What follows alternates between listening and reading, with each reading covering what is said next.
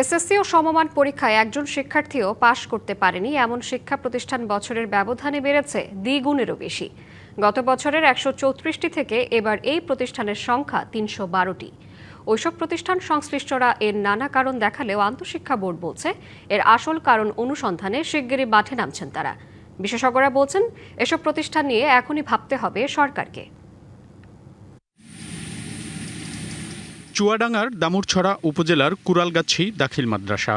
চলতি বছর এই প্রতিষ্ঠান থেকে এসএসসির সমমান দাখিলে অংশ নেয় ২৮ জন শিক্ষার্থী, কিন্তু পাশ করেনি একজনও। অথচ এই প্রতিষ্ঠানে শিক্ষক কর্মচারী আছেন ২১ জন। রেজাল্ট এসে আমাদের যে বিপর্যয় এসে গেল, কিন্তু এটা আমাদের ধারণা ছিল না। তো আমরা এখন সরকারি বিধি অনুপাতে আমরা খাতা চ্যালেঞ্জ করব।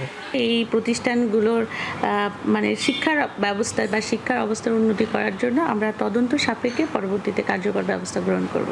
এটি ঠাকুরগাঁও সদর উপজেলার আকচা আদর্শ উচ্চ বিদ্যালয়। এই প্রতিষ্ঠান থেকেও একজন শিক্ষার্থীও পাশ করেনি এসএসসিতে। এটা তো অবশ্যই লজ্জাজনক, কারণ একটা প্রতিষ্ঠান থেকে শতভাগ ফেল, এটা কখনো কারো কাম্য না। শিক্ষকদের অনেক গাফিলতি, ক্লাসে ঠিকমতো করাবে না, মোবাইল আছে, ওয়াইফাই আছে, মোবাইল টেপে এই অবস্থা। নগদ নিয়ে এলো হার না মানা হার অফার। সর্বনিম্ন ১০,০০০ টাকা রেমিটেন্স নগদে পাঠালে থাকছে স্বর্ণের হার জেতার সুযোগ।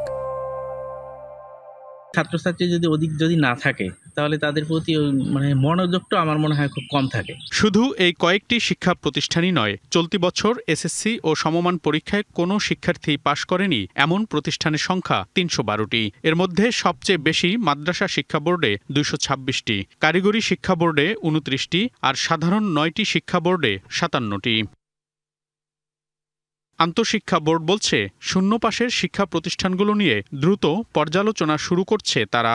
আমরা খুব শীঘ্রই এই প্রতিষ্ঠানগুলি ভিজিট করব, তাদের বাস্তব চিত্র আমরা বের করে আনার চেষ্টা করব এবং তদ অনুসারে পরবর্তী পথ নির্দেশ করব আমরা কীভাবে আমরা প্রতিষ্ঠানগুলি, এই ধরনের পিছিয়ে পড়া প্রতিষ্ঠানগুলিকে কিভাবে আমরা পাশে দাঁড়াতে পারি, কিভাবে তাদেরকে সামনে এগিয়ে নিয়ে আসা যায়। শূন্য পাশের ওইসব প্রতিষ্ঠানগুলোর বিষয়ে সরকারকে গুরুত্ব দেওয়ার তাগিদ শিক্ষা বিশেষজ্ঞদের। সরকারের উচিত পর্যালোচনা কমিটি গঠন করা, ওই প্রতিষ্ঠানগুলো আদৌ প্রয়োজন আছে কিনা, যদি প্রয়োজন না থাকে শিক্ষকদের চাকরিচ্যুত না করেও আদৌ আমাদের শিক্ষার্থী আছে কিনা, ওই জায়গায় ওই শিক্ষা প্রতিষ্ঠান প্রয়োজন কিনা, সমস্ত বিষয় পর্যালোচনা করবার জন্য উদ্যোগ নেওয়া সরকারের উচিত। নিয়ে আমি মনে করি যে একাডেমিক এবং রাজনৈতিক নিরপেক্ষতা বজায় রেখে এই সমস্ত বিদ্যালয় পুনর্মূল্যায়ন করে তাদের বিষয়ে সিদ্ধান্ত নেওয়া উচিত।